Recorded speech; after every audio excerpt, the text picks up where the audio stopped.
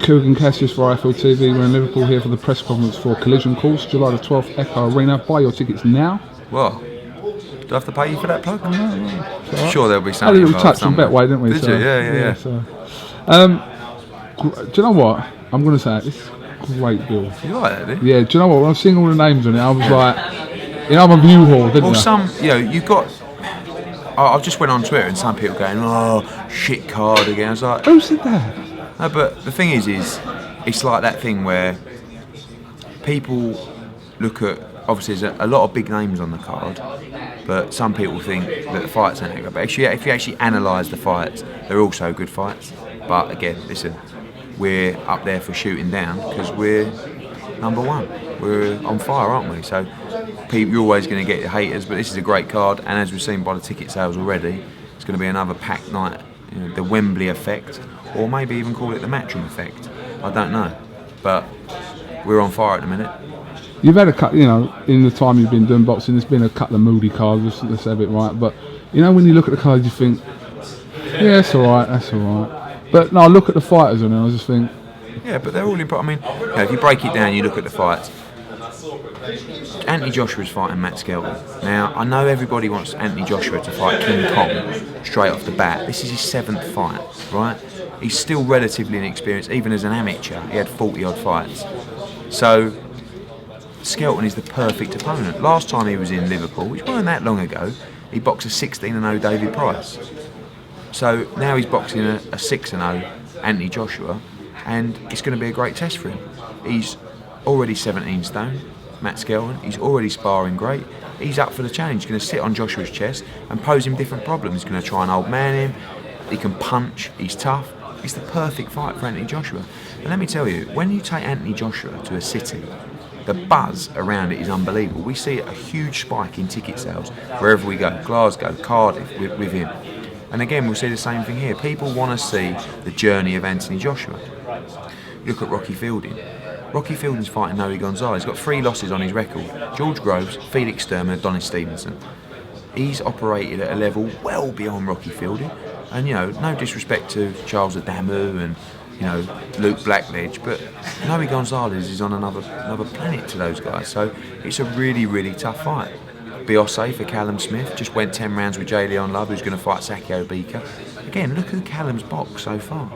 Patrick Mendy, Tobias Webb. I mean, this is like, I've got people in America, HBO over the other week. Hey, we've got to see this Callum Smith. Biose's known in America, he's boxed on Showtime. This is a real fight for him. And even BELLEW and Cleverly, Cleverly's fighting BELLEW's fighting Dos Santos ranked, I think, 10 in the WBO. Seen the size of him, he can really punch. I think he's like 80% knockout record. And Cleverly's in with Valori, who, again, watch him on YouTube. These are different kind of fights coming up from the cruiserweight division. You see Brudov nearly stopped Tony Bellew in the 7th round last time. Nathan Cleverly just said to me in an interview that he asked for Brudov. Yeah, he did, but he broke his ankle. Oh, right. Would you put him in with him though if you could have gone? I think it's a great fight. It's a good comparison. Yeah. Perfect fight as a promoter. Yeah. I've got to say, it's very difficult matching in the cruiserweight division. We looked at Fragomeni, who's mandatory now for the European. We looked at people like Enad Lucena. So many guys, but it's either top elite level guys or sort of more journeyman style. But we found 2 who are going to really have a go. The 2 opponents that you put in Cleverly and Bellew with their debuts at cruiserweight. Obviously, when I spoke to Tony and Nathan about it and how you compare them, blah blah. And Tony was under the thing that he's not a cruiserweight. He's fought a light heavyweight in Corbin, and what he had wasn't a test compared to what he had in Brudov. Agree. But you can't tell different mentalities of fighters. Nathan Cleverly was, I think, more emotionally wounded by his loss than Tony Bellew was. And what I mean by that was, I think he was struggling with his confidence. And he is quite a deep thinker, and I think he needed... And also bear in mind, he's going back to the place where he just got knocked out and stopped in the Motorpoint Arena. It was a different kind of vibe. Tony was obviously abroad, he came back, but 100% Brudov was a tougher fight than Corbin. And Santos might be tougher than Valori. Might be. But, at the end of the day, they've both got to do the business. Neither of them take one on the whiskers. because we get this done and we're there. Bellew cleverly too.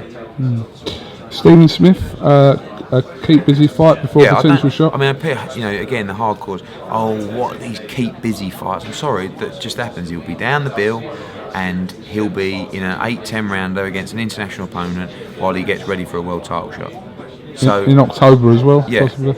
And Anthony, I forgot to say, Anthony Agogo is on the bill as well. Is he? Yeah. Why didn't you get him up there? I got confirmation last night from Golden Bill. I forgot to say, so I tweeted it instead. Anthony Agogo on the bill as well.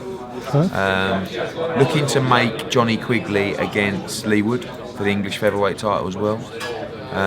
Possibly Tommy Coyle on the bill. Possibly even Luke Campbell on the bill. So You're going for it. You're going for it. I know. So as you approach the summer period, every man and his dog wants to get out one more time before the summer. So you know, you'll see the summer cards are always more packed than February cards, for example. Do you know Cleverly Bellew too? I do. Yes. Do you know FROCH'S won?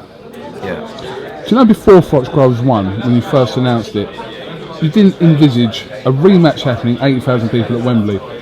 It just goes to show that domestic rivalry in this country can generate this sort of interest, because I'm not saying Cleverly Bellew's going to do that, I'm saying that the possibilities are there to generate this interest from domestic rivalries. They are, but not everyone's going to work. I mean, you see domestic fights that are getting put on that are bombing, you know, on box office, and like, it doesn't, just because you've got a domestic fight, it doesn't mean it's going to sell.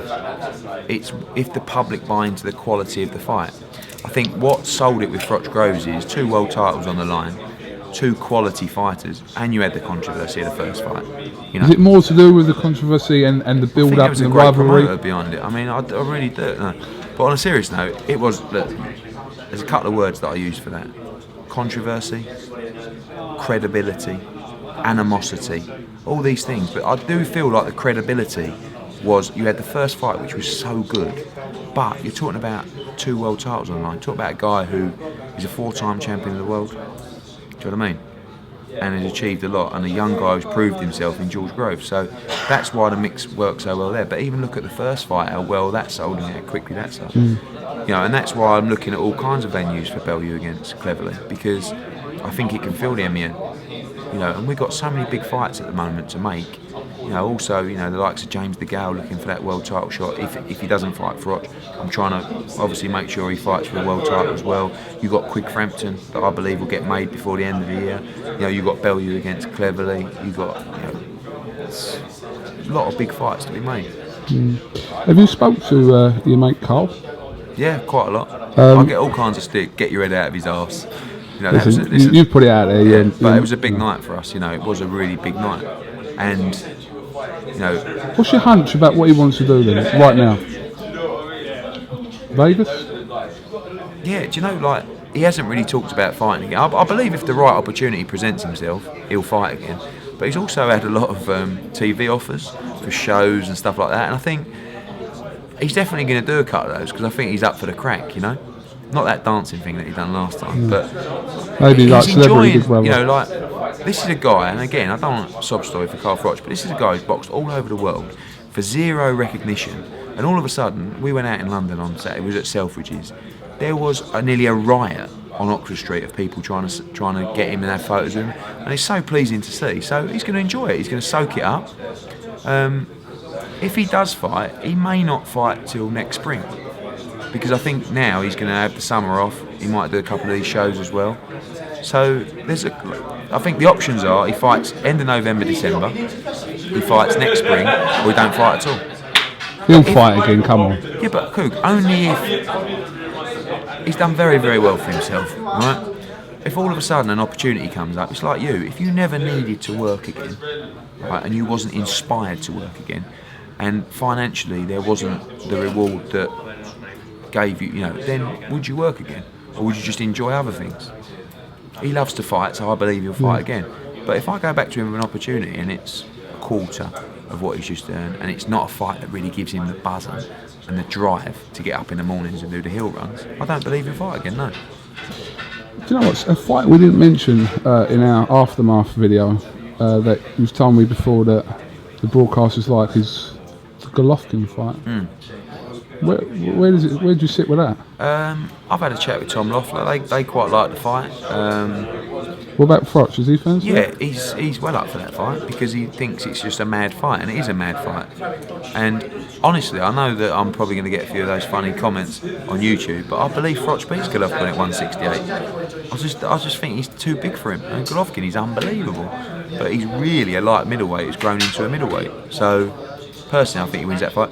I don't feel, because that's not pay-per-view on HBO, I don't feel that's going to hit the numbers needed for a fight like that. If that makes sense.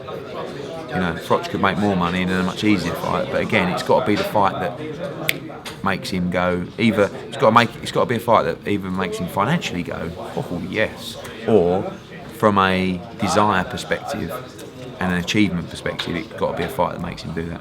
And when you look at the three realistic choices, which are De Gale, Chavez Jr. and Kessler 3, which of those, you know? How does he feel about De Gale? I don't think first impressions are it's not a fight that really flicks his switch.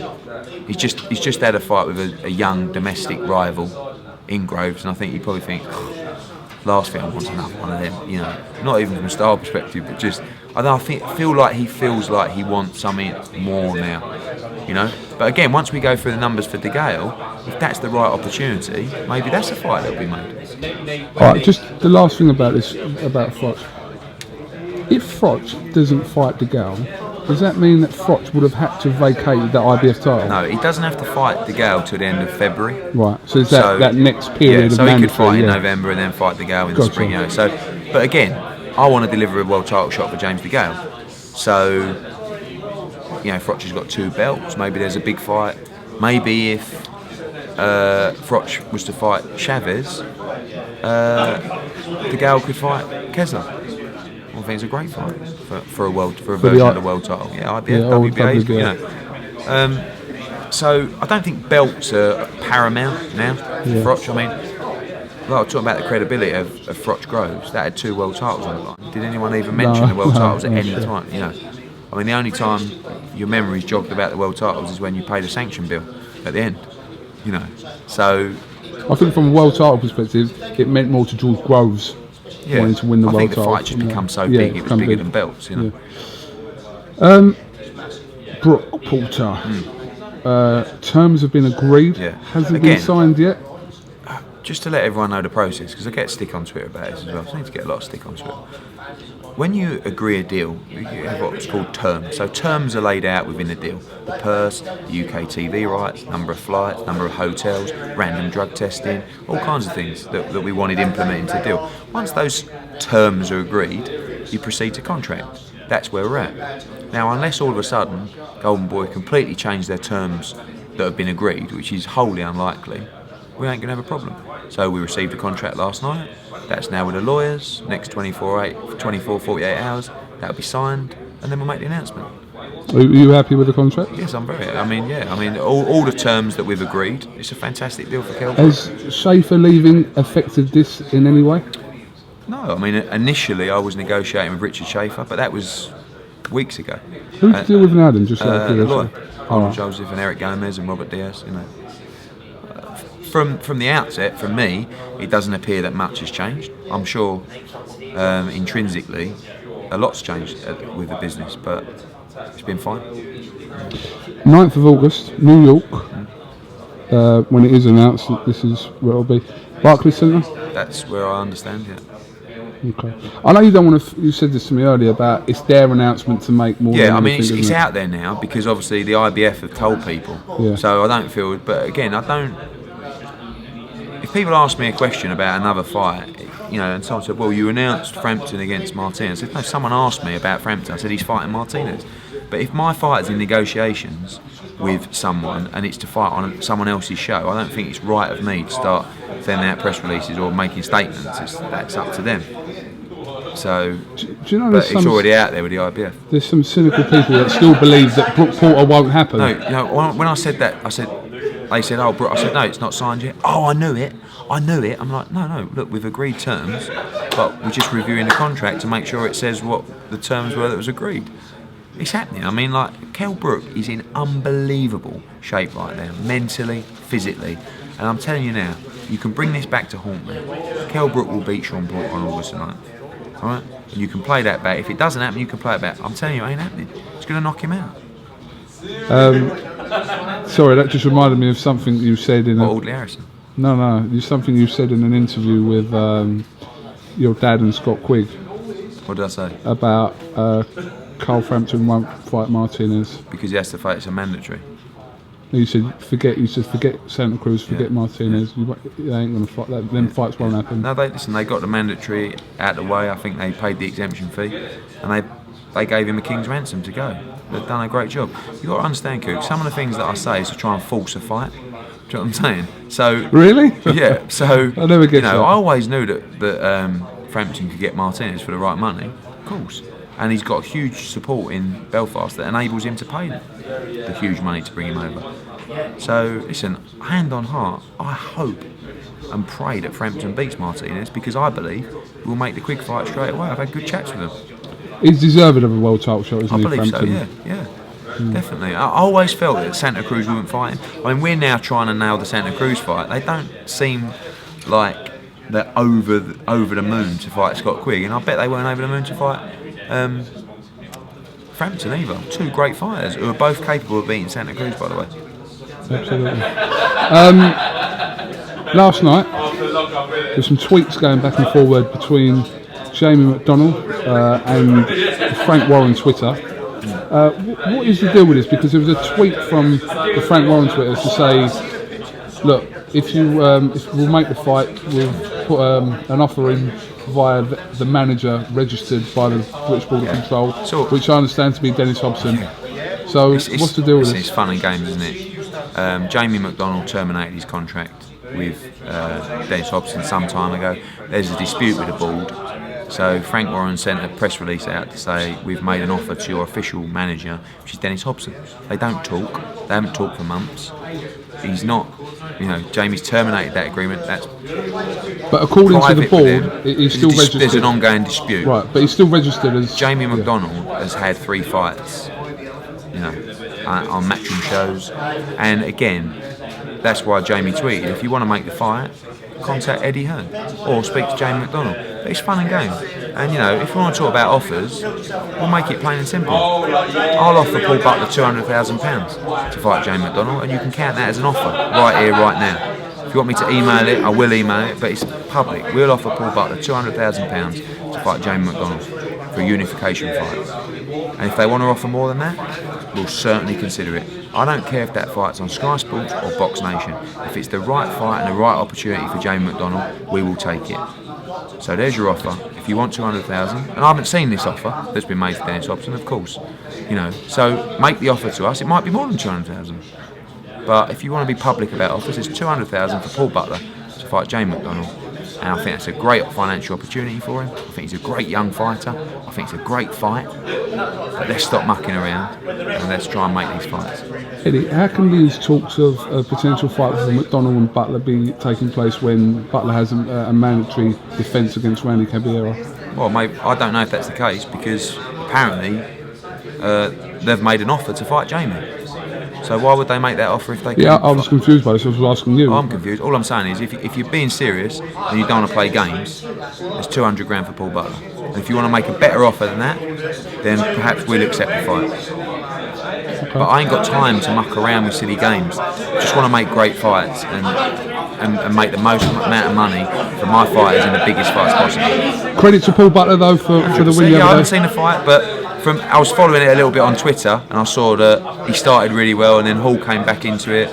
I think it was like one of them. Some felt that Hall should have got it because he's the champ. But listen, Paul Butler's a great fighter, and Stuart Hall. That ultimately Jamie McDonnell should never have been stripped of his IBF title. So I feel like that's still his title, really.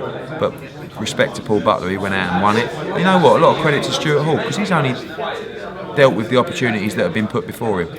So, he beat Malinga. It was a great performance. The Ward fight was a damp squib, obviously, with a clash of heads, and he lost it to Paul Butler. But, I offered Stuart Hall a lot of money to fight Jamie McDonnell at Wembley. And perhaps that would have been a better fight for him. But Paul Butler's a talent, no doubt about that. Definitely. Just finally, you're off to America tomorrow. Brian Rose Andrade, which is this Saturday. What time will that be roughly? I think it'll be about 2:30 in the morning. Yeah, UK it's New York. Yeah, yeah, it's the fight before Provodnikov, all on Sky Sports. yeah. Tough task for Brian Rose. Tough fight. I mean, Brian's in a great place. He's very, very confident. It's a very, very tough fight, but so it should be going out there, and he's earned it. You know, he become the mandatory challenger by beating Maciel. It's a tight fight. Maciel just beat Melendez. Day, yeah. You know, so that was a great win for Brian Rose. And how good is Andrade? We don't know. We'll find out. Hopefully he's not too good. But listen, Brian's out there. He's live on HBO. He's staying in an apartment in New York. You know, he's living the dream, and it's all in front of him. All I can do is provide the opportunities for these people to try and achieve their dreams and win world titles. If he's not good enough, he won't win. There's no shame in that. He's given it absolutely everything. I believe he can win, and I believe it's a very, very tough fight. But time will tell. All right, just one final question about Brook. Was there any attempt to try and get that fight over here? Plenty. Yeah. It wasn't even like entertained. We made a couple of big offers, but it was made clear to me they had no interest in coming over here. Could have gone to purse bid, but at 75-25, you're in a very awkward spot. And if you lose, you surrender a lot of rights that are important. So we had a great offer, great package, and a lot of things in the contract that we were insistent on got delivered. So Kell Brook's going to be the IBF welterweight champion. Certainly hope so. Eddie Hearn, thanks for talking to IFL TV. Always a pleasure. I'm going to see you for a little while now. No, getting ready for Burns and Waddy and Simmons. Cool. Can't wait. Definitely. It's 27th, which is a Friday night. Correct. All right. Best of luck out in America. Obviously, everyone will be rooting for Brian and back home, so let's hope he does it. All right. Cheers, mate. Eddie Hearn, thanks for talking to IFL TV.